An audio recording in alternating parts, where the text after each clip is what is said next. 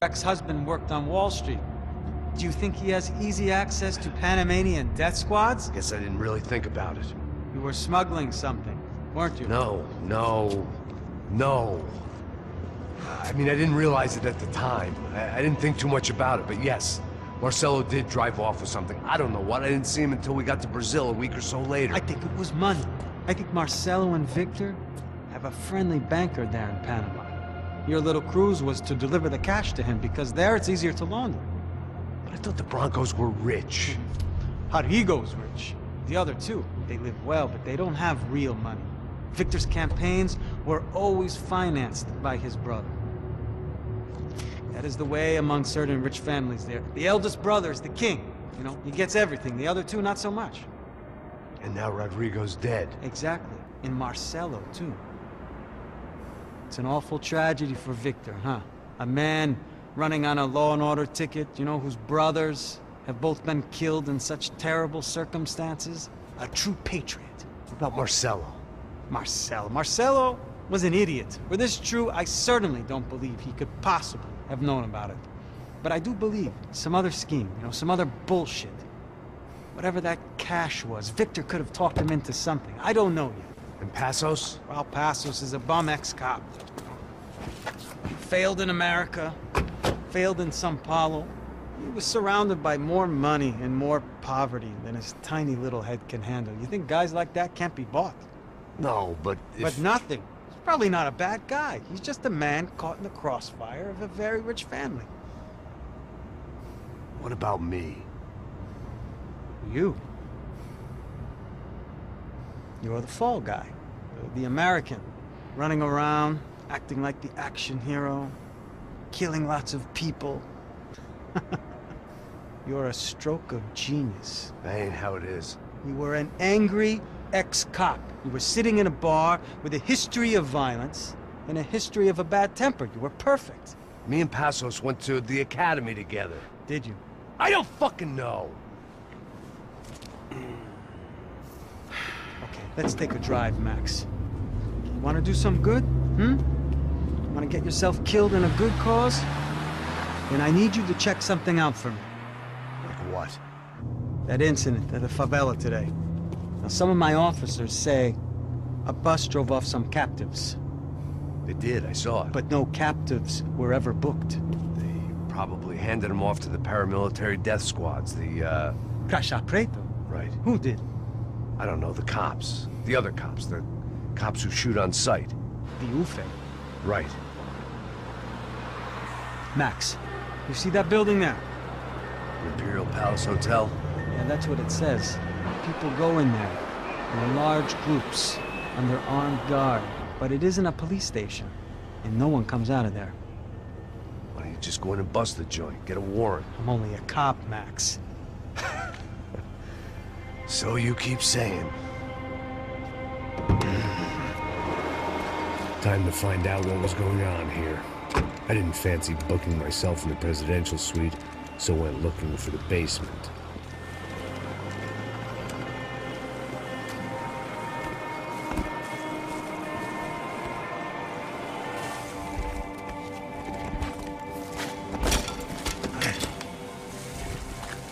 I wasn't too excited about the acoustics in this place.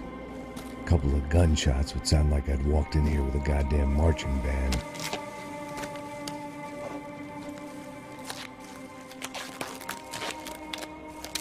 It wasn't pretty, but I guess none of what was about to happen was gonna be.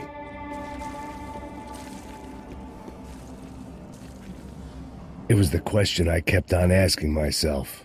How could I have been so blind? I was convinced the Broncos had gotten the wrong man for the job, but maybe De Silva was right. I was the stooge. The bad joke everybody got but me.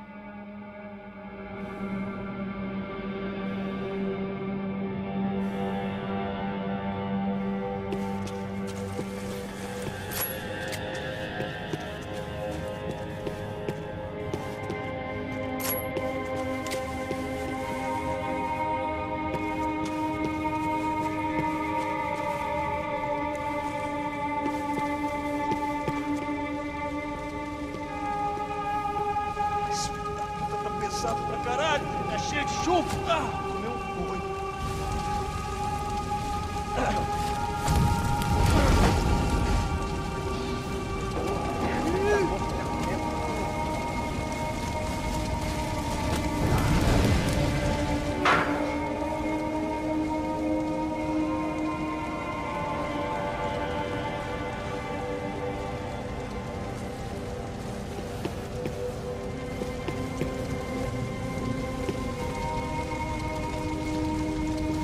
Either those guys wheeled their trash out on stretchers, or something was seriously wrong here.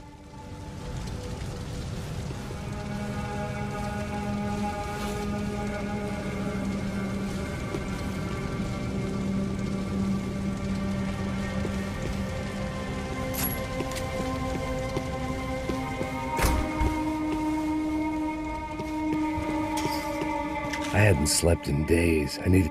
Buffet.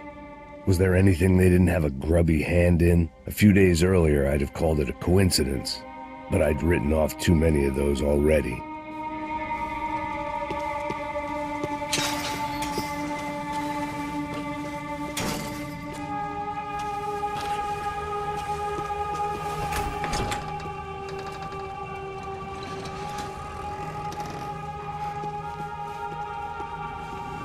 The Imperial Palace Hotel was a five-star bona fide shithole.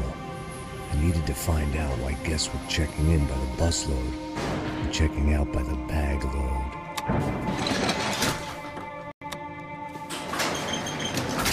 Maybe the service would be better upstairs.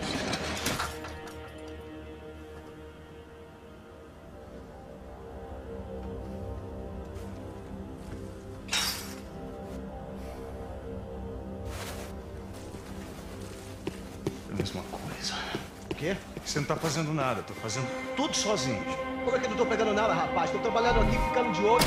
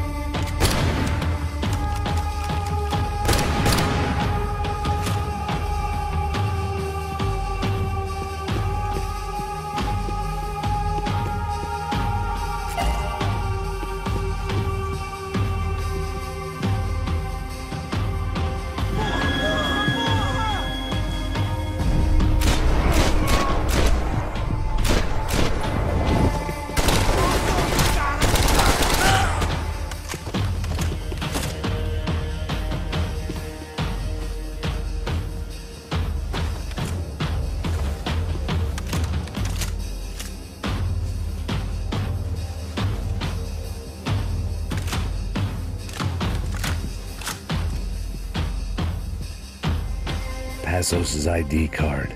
It was no great surprise he'd made their hit list, but to discover he was really Colombian? No wonder some locals seemed to laugh at his accent. What else had he lied to me about?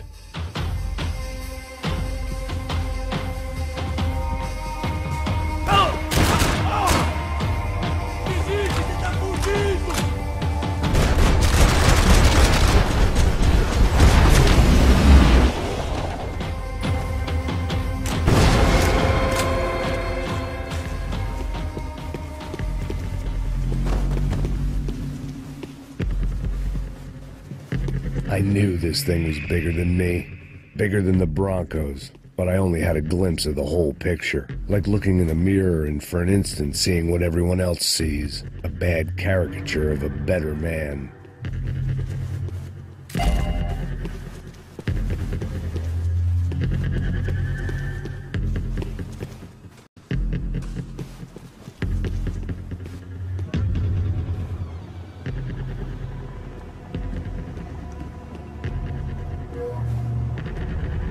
Buffet. That deal at the favela was getting dirtier by the minute. Those bastards were clearly in bed with the Crash Prado. Now we just had to find out why. Starting with a bit of bedtime reading for Mr. De Silva. When you've lived the kind of life I've lived, reality comes at you through a different lens. But nothing could have prepared me for what was on the other side of that door.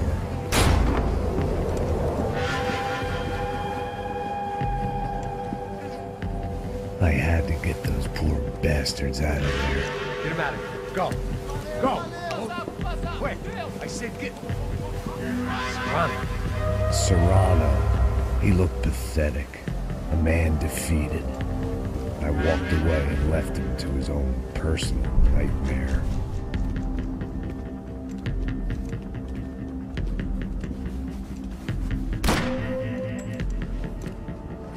Whatever hell this was De Silva had sent me into, I knew I had to put an end to it.